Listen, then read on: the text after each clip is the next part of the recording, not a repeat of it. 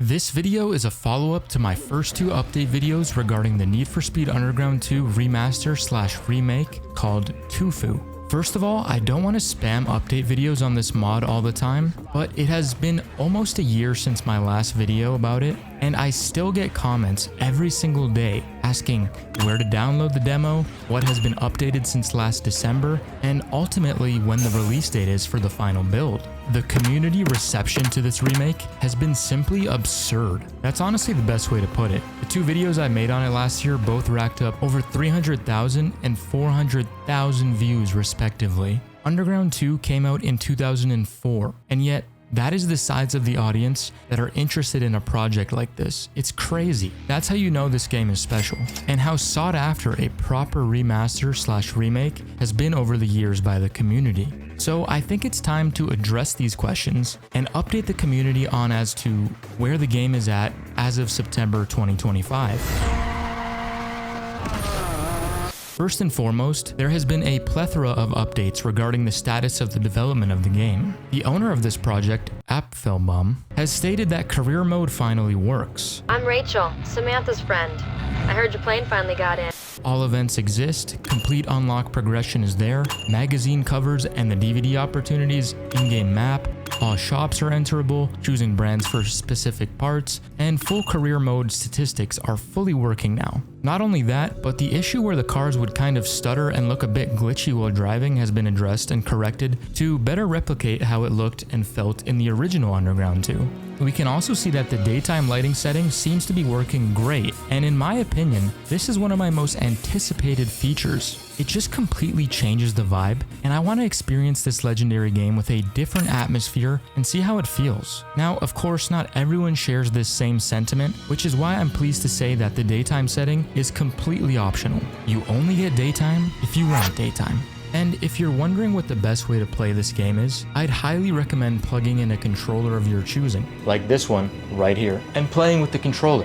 The streets of Bayview are not made for keyboard racing, let's be honest. And if you have any issues at all, you can run a program called DS4 Windows, which helped me be able to use this PS5 controller when I play. Do you see this? Do you see this PS5 controller? Do you see me? Oh hey, it's me, Papa RPG. This is me playing the game with my PS5 controller with DS4 Windows running in the background. Dyno tuning has also been implemented, and it's fully functional, just as it was in the original game. You can live test on the racetrack or on the actual dyno itself to test and compare different setups for your builds. Of course, this feature will also be available in the daylight if you so wish to see it like that. Again, completely optional. By the way, if you revved up your engine and crashed your finger into the subscribe button, it would mean more to me than you'll ever know. The reason why you're seeing my face right now for the first time ever is because I want to show you that I'm going all in. We're locking in. This is it, baby. So yeah, subscribing will mean more than you'll ever know. Of course, I'll always update you about this game, and I have content similar to this, so feel free to check that out. Anyways, now the next feature I wanted to discuss is the apparent new weather system. We haven't been shown too much of it as of yet, but we have gotten this screenshot showing what appears to be a foggy daylight overcast vibe. One user back in August asked if we're almost there in terms of the game being ready for release. User Finwire, who is a verified tester of the game, says, quote, "Still a lot of things that aren't quite there yet, such as the game completely missing AI opponents and traffic and destructible objects. Also, there is still stuff to tweak in the driving model so it feels closer to the original as well as being realistic, along with a bunch of less serious stuff related to graphics, etc. The driving model has come a long way, but it still needs tweaking. But I was able to tune cars and improve lap times on the airport URL track and progress in the career events. So it's showing promise. Also, the new weather system and improved car paint model are very nice. We got a nice little weather showcase demonstrating the new thunderstorm weather too. In my opinion, it looks absolutely stunning. I mean, the lightning strikes in the air really look incredible, and the fact that when the lightning strikes, it illuminates the ground and your vehicle for a brief moment is such a nice touch.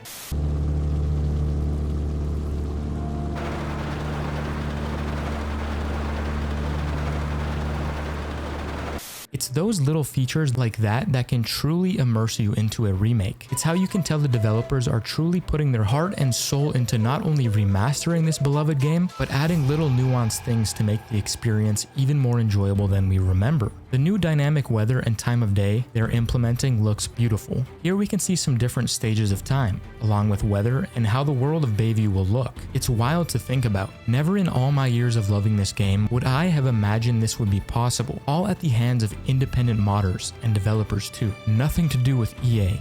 EA Games. Challenge. Shots like this with the sunset sky just slowly moving over time, these shots should be enough to convince you that this remaster/remake is going to be art. They are going as far as replacing the road textures with new ones, so it has a more polished, modern feel as well. The attention to detail is impressive and it's only going to improve. For example, they will be swapping the engine noise for every single vehicle in the game, and some sound really good. Compare the different engine levels of this Toyota Supra. You can hear a pretty big difference in the upgrades, and on top of that, they sound pretty sexy if you ask me.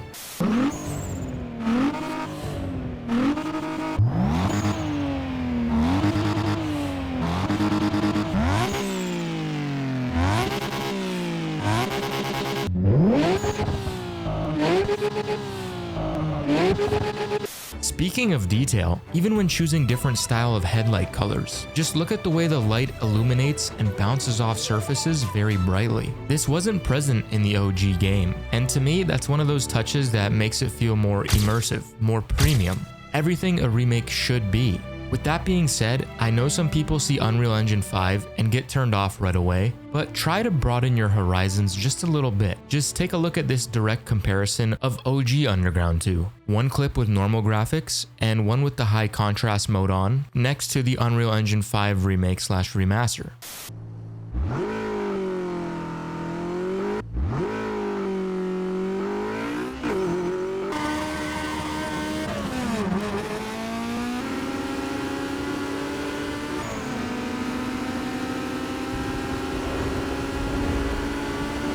Of course, everyone is entitled to their own opinions, but I think this game looks great so far, at least visually. The way I see it, it can only improve from this point forward. And like, can we just appreciate this skyline in midnight purple for a second, people? Look how sexy it is. Are you looking? Okay, now open your ear holes. Listen to this ASMR for a brief moment.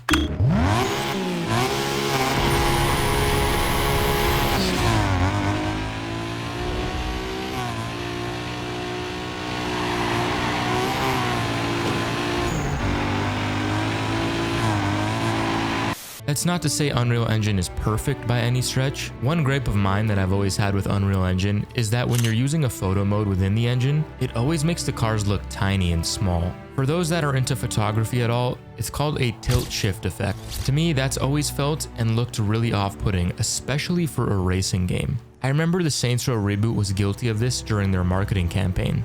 I don't even know if this is something that can be fixed, but I thought I'd throw this gripe out there because in my opinion, it would drastically improve the already solid looking photo mode that's been implemented here. The controls of this remake just feel a lot more snappy and responsive too. Like, you can grind out the customization options if you're a seasoned player at this game and are familiar with the layouts, especially for performance upgrades. You can see how much faster, snappy, and responsive the UI feels. I know that the day and night cycle has been having some issues that they're working on, so I don't know if it works cohesively yet, but from what I can see thus far, it really does have a lot of potential in terms of experience the game in a completely different way than the original, especially when you consider that the devs have added a photo mode that allows you to take some seriously impressive shots of the game. Some of these shots from the community are just breathtaking. Who would have thought this was possible in 2004? Not me. As of right now, it's only the demo that's available to play. And in my previous video, I discussed a tutorial on how to download that. But for the sake of convenience, once again, I will discuss very briefly how to download the demo.